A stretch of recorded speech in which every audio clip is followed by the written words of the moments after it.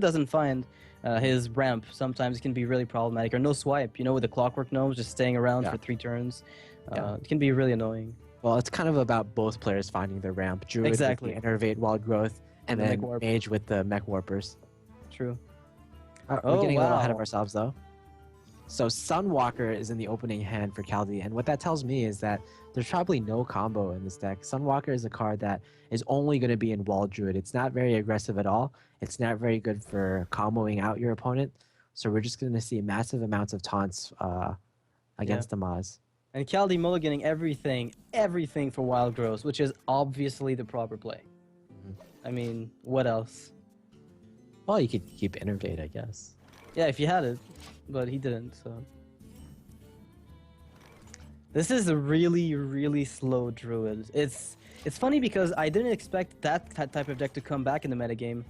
I've been saying for a long time that Druid was, for a long time, going to be forced in a weird position of having to revolve around Force of Nature Savage Roar, which turned out to be somewhat true for a long time, but it seems like I'm being proven wrong these days.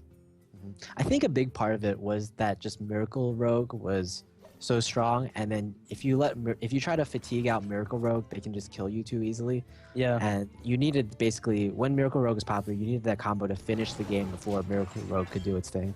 Yeah, that's right. Kel'Thuzad. I would just like to say something before. There's a contest right now on Twitter by Kinguin, where you can win Hearthstone card packs by retweeting. The tweet is probably going to be given to you in the chat. I'll be linking it right now. And back to the game. Sorry about that. Yeah, I want one of those card packs. Maybe get me too. I want 17,000. 17,000. I want over 9,000. So we have the Sludge Belcher going down for Kaldi. And now that I think about it, I think one of the cards Amaz has cut is the Sludge Belcher. We haven't really seen it out from any of his decks. Have you seen Dark Cultist? Because I haven't either. Yeah, no Dark Cultist, no Sludge Belcher in this Priest so far. Because I'm guessing he's not facing as much aggro in tournament settings, so he's not too worried about it. He wants to make sure that he can answer those big, beefy druids, for instance, which is a deck that has gained massively in popularity. And not only is he's not playing on facing aggro because he banned Hunter.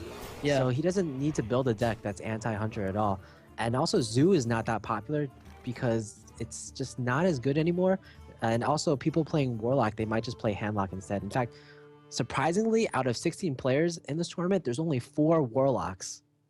Yeah, which is unusual because most of the tournament in the past have been they always had a high Warlock representation due to the fact that they could mind games their opponent a lot, but since most people expect them to be Handlocks nowadays for the sake of consistency, then it's not as unpredictable. Yeah, Handlock isn't even that good anymore, I feel like. Just because everyone's running 2 BGH, so many Shadow Word deaths. Is that the Dr. Boom syndrome? Yeah. Are they suffering because of Dr. Boom? Yeah, but we're about to see a huge play. Double Northshire. Amaz is going to draw all the cards he wants. Is there going to be another heal coming down? Either. I mean, never go full Northshire. I learned that very early, but Amaz is going to make it work. I mean, what's Kaldi going to do? Use Ancient of Lore to heal one of his own minions next turn? It's certainly possible. What? This would be absolutely awesome. Double BGH there in Kaldi's deck. I like that a lot. It's not that it's super uncommon nowadays, but I still do like the addition of that. Now, there's a few lines of play here, but none of them really feels stellar. You don't really have any good Kel'Thuzad. Wait, you could to get the slime back, I guess. Well, you can actually get the Druid of the Claw back if you wrath it. Yeah, if you wrath your own Druid with Kel'Thuzad. But then you don't even kill Lotheb at that point. I mean, it's something, right? Yeah, it's something. It is something. I think you could slow play this, I guess, because you haven't seen Sludge Belchers in the past 2 games, so you could throw Black Knight as a body. I guess. Well, we don't. Kaldi doesn't really have the. What if he just wraths the Lotheb after Innervate and plays Ancient of War, sorry. Wraths it to try to clear it? I guess that's possible. Yeah. I think that's what he's gonna do. I mean, 5/8s, they're just so threatening. Yeah, especially when you're playing against a priest who's just gonna keep getting value non-stop out of it. It's got to be one of the most frustrating things to face. But now the two Northshires are still up. Yeah, you know, one of the other most important cards for the priest in this matchup is Vol'jin. And Vol'jin, if they get the Vol'jin off on a Ancient of War, they can get like a 6/10, which is pretty much impossible for Druid to deal with unless they have the Keeper. I haven't even seen Vol'jin though. But yeah, it's a really huge help in the Ram Druid matchup. Oh my And now God. Kel'Thuzad is going to start coming out if he doesn't... too many cards, handle it. I mean, Amaz could draw 4 more cards now if he wanted to. Yeah, but that's going to put him over the top. I think you just trade maybe with one of your Northshires into the 4-1. Let's see, he has 4, 5, 6, 7, 8, 9 cards right now.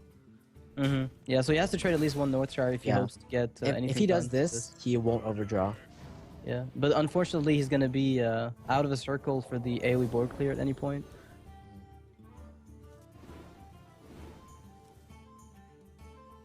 Oh man. Aha. Craig Still a pretty dry hand, but the Druid doesn't really have amazing answers either. Was that attack into the Ancient of War playing around Ancient of Lore heal? Yeah, definitely. It was really. I think it couldn't have been anything else, could it? Yeah. That's pretty funny, actually. Oh All man. right. There's no good there's plays. nothing. This is terrible. This is. You could KT, but you're playing into Shadow or Death, and then he trades. So, how do you feel about that, really? I don't feel very good at all. Yeah. Sounds to me Yeah, like. I guess you just kind of have to put KT on the board. Wow, that is risky. But I mean, I guess that you have to, but it still is an amazing risk you're taking. Imagine if Maz had thought stolen to innervate and just innervated mind control. It's pretty sick. No, don't say that. Well, it's gonna happen somehow. He's gonna get himself 2 innervates. Well, the board can be cleared right It's now. impossible. Yeah, it With, can be cleared. Holy Fire. And once Kel'Thuzad is out of the way, I mean, do you even bother because you've got Sylvanas? Like, do you really care? He can just attack one, then Holy Fire KT. It basically keeps his whole board alive anyway, and even gets to heal the lowest HP injured Blade Master. I think the key of this game was just Amaz drawing way too many cards with his Northshires and Kaldi not drawing any with his Ancient of Lores. Yeah, I mean, Ancient of Lore, if he gets an Ancient of Lore now, it could help a little bit, but... Mind control tech. Whoa. Dr. Boom is nowhere to be found. Well, Mind Control Tech is actually one of the cards that helps in the Druid versus Priest a lot. Because usually when Priest develops a full board, there's no way for Druid to clear that board.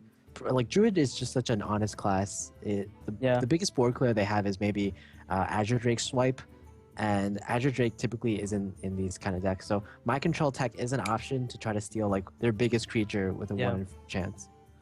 It's just interesting to know that Dr. Boom has warped the metagame a lot around itself. But you can also just... Sometimes you can metagame against it with stuff like Mind Control Tech, but once that becomes too prevalent, you can also just... It's kind of a cycle. And I like the way that Amaz built his deck so far. We haven't seen much early game. Oh, there goes the Dark Cultist. Okay, maybe I was just completely mistaken. Yeah, it was just interesting. 2 games in a row. When Dr. Boom first became popular, we saw a lot of like double BGH, and we even saw double Mind Control Tech.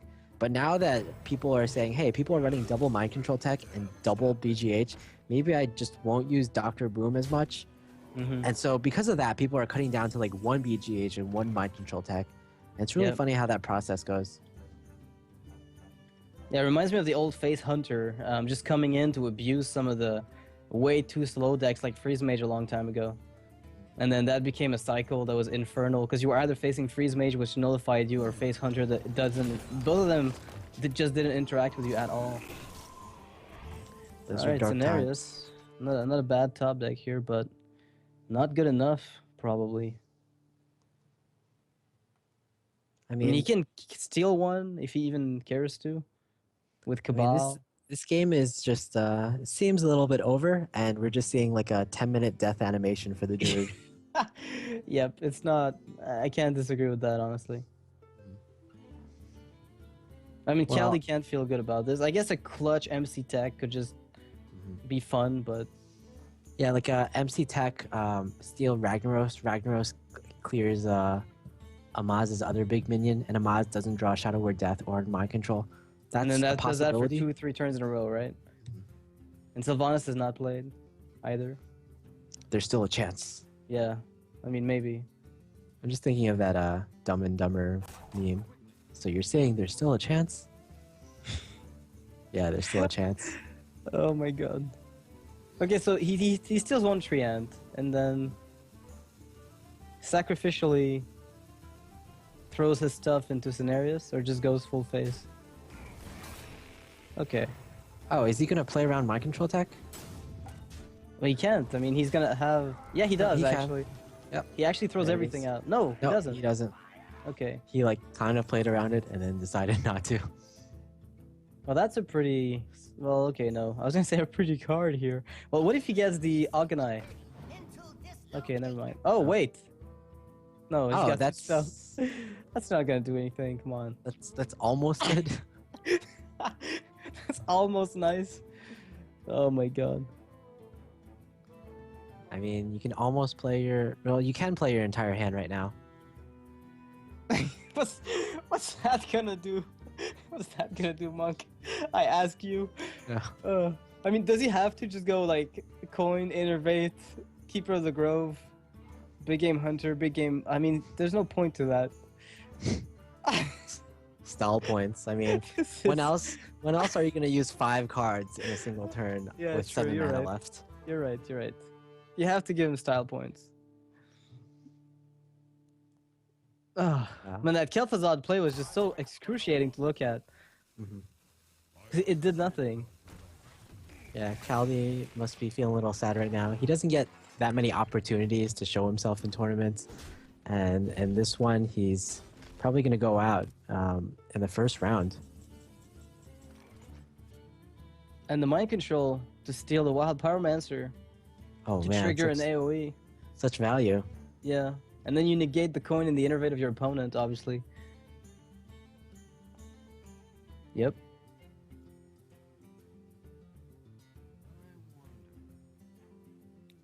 So, do you think Amaz is currently playing it around like some kind of 22 damage combo burst? Because he's seen 4 cards just stay in his opponent's hand for about 10 turns now. He's got to be thinking, oh, this guy's running a combo.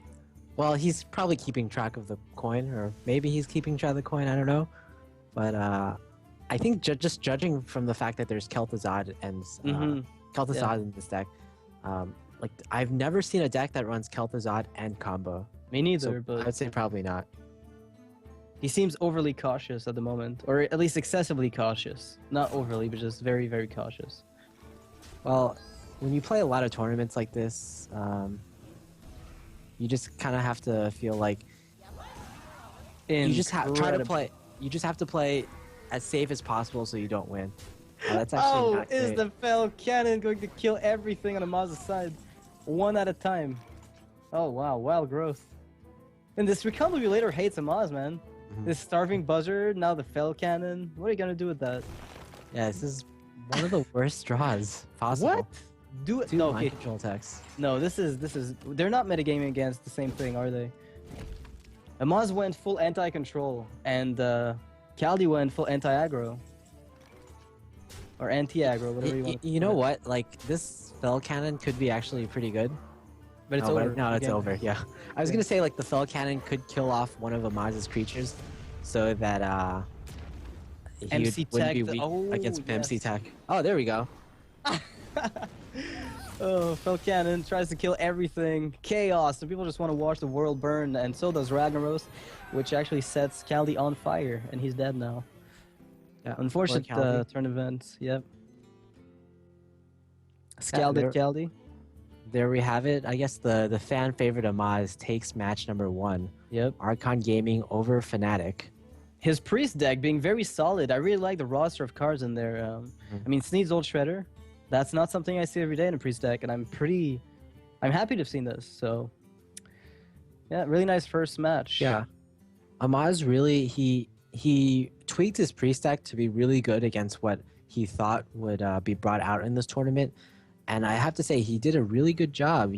All the cards that he put in this deck, they kind of worked out. The Light of the Naru, and against the mage, it healed for 3 damage, and in this game, it healed the injured Blade Master. Yep. Sneed's Old Shredder, always getting value, getting Melganis. Like, what's not to love? Yeah. Recombobulator hasn't been amazing, but still it's usually gotten a lot of value off with the Shadow Word match. Shadow Madness Blaze with combo, like that's basically the best scenario to use them. And also, you know, you could always recombobulate a crappy legendary that you get. Let's say you get Nozdormu, recombobulate that thing to Amalganis. There are very few options for you to get at 9 mana, so you have like I think 15% chance or 20% chance of getting it. Maybe in 25. I keep forgetting. So thanks for watching, guys. We'll be back in 10 minutes after a short break. Don't go anywhere. Kinguin for charity event Winter 2015 is going on, and as usual, you know, just check out the Child's Play Foundation donation links in the chat that have been advertised by Moobot. Be right back.